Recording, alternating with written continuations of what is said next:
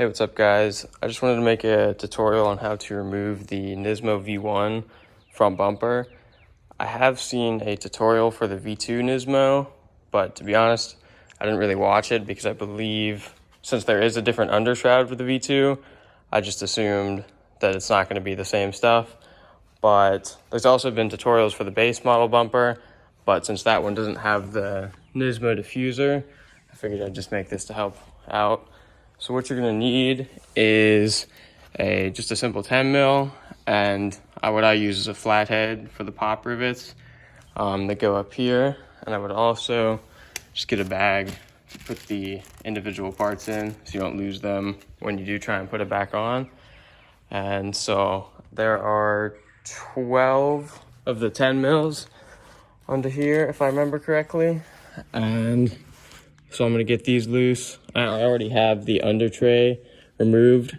I can't remember if you need that off first or not, but I'm gonna get this off and then follow it up with another guy. So I just got the front diffuser off. It's literally, like I said, just 10 mils all around. This was the order the screws came off in. I'm only pointing it out because this one was different, but I do think that is because this bumper has been taken off before, and I think someone just misplaced or put the wrong screw back in. So what you're gonna need to do now is, you'll see one of these pop clips right here, it holds the fender liner in. You're gonna need to remove that. If I can do it with one hand, I will, or I'll just cut the clip. All right, I'll just cut it and be back. So I just turned the camera off to get that clip out. It's nothing hard. This next part is a bit of a pain though. You have to peel this fender liner back, and there will be a 10 mil bolt right there. You can see it.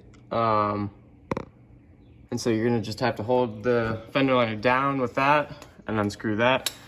And then this side will be free, and you're gonna do the next side. And then I'll just follow that up with the next one. So I just got that side done. Really easy, just a bit hard to get the 10 mil in there. And then onto this side, which should just be the same as the last.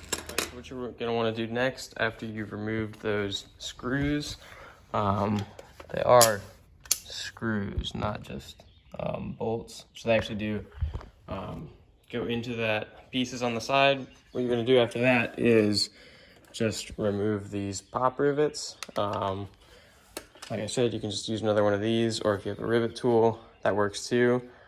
And simple as that.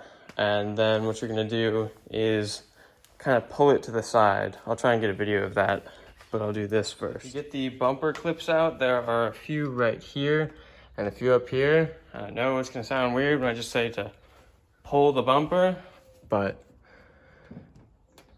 if you're gonna pull it towards you, it's just kind of hard to get a feel on where to grip it from. I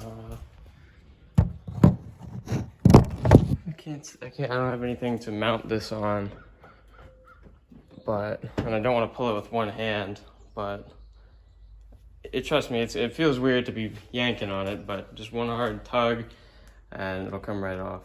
So this side is not coming off as easy as the other side. I don't really want to yank it. I know you kind of, yeah, there we go. So, okay, all the clips are intact, and now I just have to pull this side. All right, so now it is free. Okay, yep, all clips are still intact. The bumper is quite flimsy, so just be careful with it. And then you're good to go. All right guys, so this is the next day. I just wanted to add some more tips.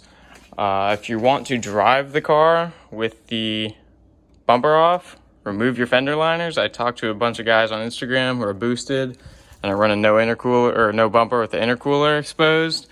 They said if you don't remove them, they will slam into your tires at high speed.